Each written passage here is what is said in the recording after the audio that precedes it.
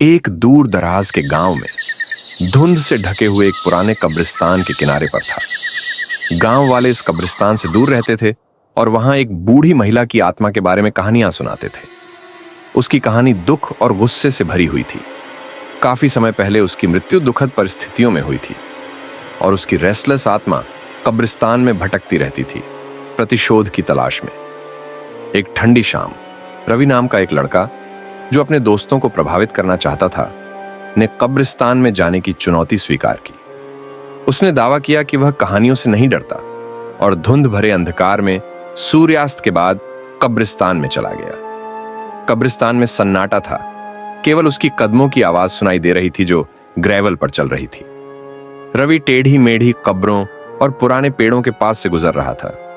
जैसे जैसे वह गहरे में गया, तापमान कम होता गया और एक अजीब ठंड उसे घेरने लगी। धुंध और भी घनी हो गई, उसके टखनों के चारों ओर घूमते हुए। अचानक उसने एक फुसफुसाहट सुनी, एक नरम और दुखी चीख जो उसकी रीढ़ में सिहरन पैदा कर रही थी। उसने पलटा, लेकिन केवल छायाएं ही दिखाई दी। फुसफुसाहट बढ़ती गई और अधिक जोरदार होती गई। रवि का दिल तेजी से धड़कने लगा। उसने तेजी से चलने की कोशिश की, लेकिन धुंध और भी घनी हो गई और रास्ता मुड़ने और लंबा होने लगा। धीरे धीरे धुंध से एक आकृति उभरी, एक बूढ़ी महिला जो फटे और बहते हुए कपड़े पहने हुए थी और जिसका चेहरा उसकी हुडी की छाया में छिपा हुआ था। उसकी आंखें एक खतरनाक चमक के साथ चमक रही थीं और उसकी हड्डियों जैसी उंगलियां रवि की ओर बढ़ रही थीं। भयभीत रवि ने भागने की कोशिश की, लेकिन धुंध ने उसे घेर लिया और खींच लिया।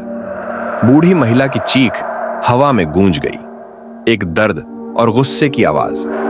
जैसे ही वह रवि के पास पहुंची, उसकी ठंडी उंगलियां उसके हाथ को पकड़ ली और एक गहरी ठंड उसके शरीर में फैल गई। रवि ने चिल्लाने की कोशिश की, लेकिन आवाज धुंध में ही खो गई। कुछ ही क्षणों में धुंध उतनी ही अचानक गायब हो गई जितनी की आई थी। कब्रिस्तान फिर से शांत हो गया। रवि की उपस्थिति का केवल एक हल्का पांव का निशान था, जो एक खाली जगह की ओर ले जाता था जहां वह गायब हो गया था। गांव वालों ने उसके गायब होने का केवल यही संकेत पाया और उन्होंने जान लिया कि बूढ़ी महिला की आत्मा ने एक और आत्मा को ले लिया है। उसका गुस्सा और दुख हमेशा के लिए कब्रिस्तान से जुड़ा रहेगा।